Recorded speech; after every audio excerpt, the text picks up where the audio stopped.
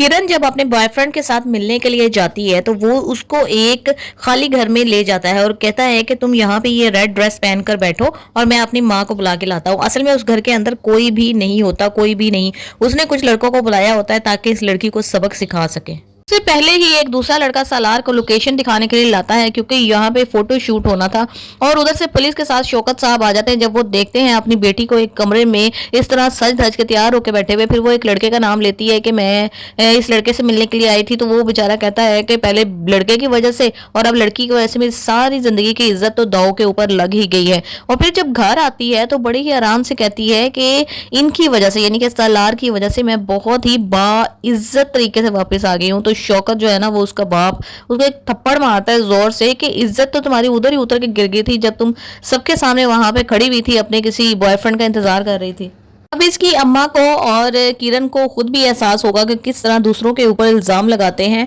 और किस तरह दुख होता होगा जब किसी लड़की के ऊपर हम इस तरीके से इल्जाम लगाते हैं, उसके कैरेक्टर पे वार करते हैं।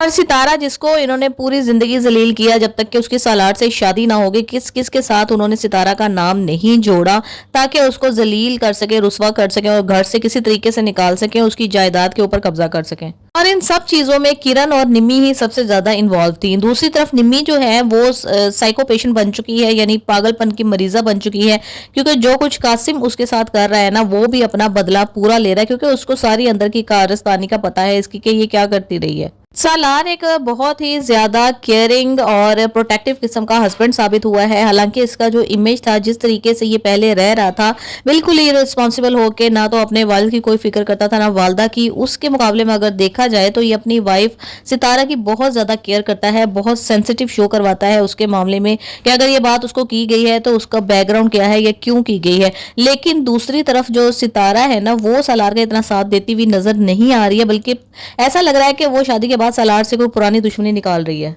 सालार अपनी पूरी कोशिश करता है, इवन अपना लव, अपना कैमरा तक वो बेच देता है, सिर्फ इसलिए कि सितारा जो है ना वो अपनी तालीम को कंप्लीट करे और कोई अच्छी उसकी जॉब हो, बाइज्जत तरीके से वो जिंदगी गुजारे, अपने ऑन पे रहे। लेकिन सितारा जो है अपने उसके वालिद की बातों में आ जाती है, और क्योंकि उस पर इल्जाम लगा होता है कि उसने यतीम खाने में जो है ना लोगों से ये वो फ्री काम करवाता है, तो पब्लिसिटी वो यतीम खाने की करता है।